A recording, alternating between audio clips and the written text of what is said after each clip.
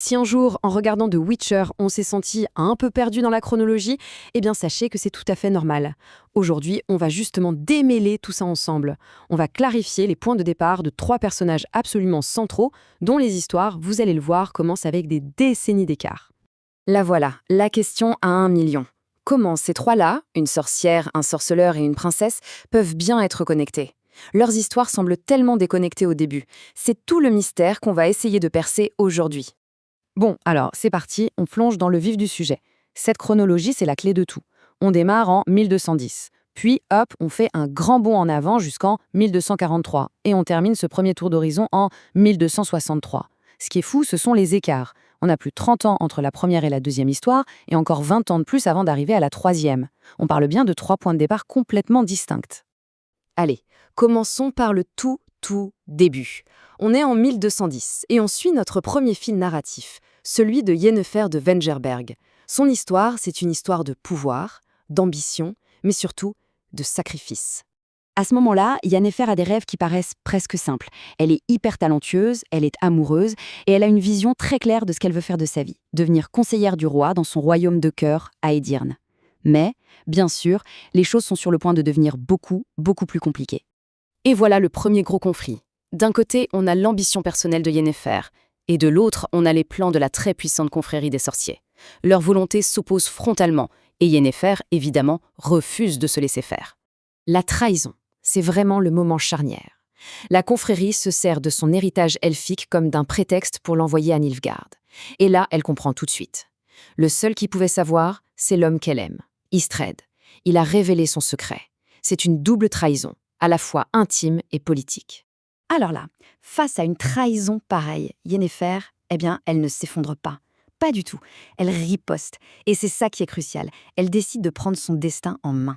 Le prix à payer est terrible. On parle de sacrifier sa fertilité pour la beauté et le pouvoir. Mais elle le fait. Et juste après, avec une froideur incroyable, elle va déjouer tout le plan de la confrérie. Comment ? En allant charmer directement le roi d'Edirne pour avoir le poste qu'elle voulait depuis le début.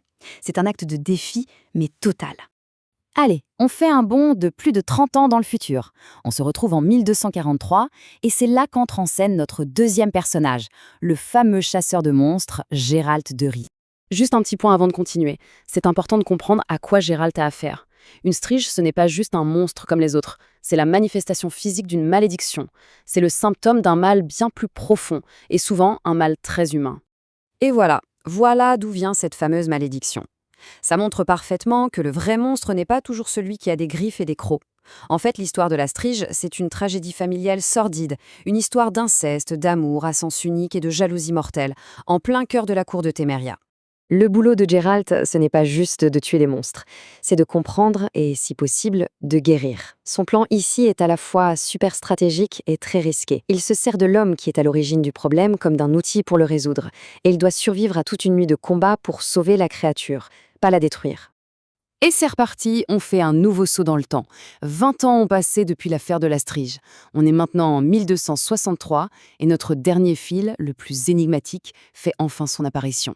L'arrivée de Ciri dans l'histoire est volontairement floue, presque angoissante. Contrairement à Yennefer et Geralt dont on comprend vite les motivations, Ciri est une pure énigme. On sent qu'elle fuit quelque chose. Mais quoi ? Et pourquoi cette transe ? Le mystère est complet. Ok, maintenant qu'on a exploré chaque fil de son côté, il est temps de tout remettre ensemble. On va récapituler pour bien voir comment ces trois histoires, si éloignées dans le temps, sont en fait sur le point de se percuter. Voilà, ce tableau résume tout parfaitement. En 1210, on a une histoire de pouvoir et de défi. En 1243, c'est une enquête sur les plus sombres secrets de l'humanité. Et en 1263, on est face à une fuite désespérée et mystérieuse. 3 points de départ, 3 conflits, qui s'étalent sur des décennies. Et c'est là-dessus qu'on va se quitter, avec cette grande question.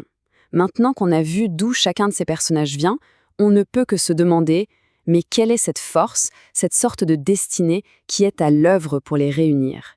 C'est tout le cœur de cette saga incroyable.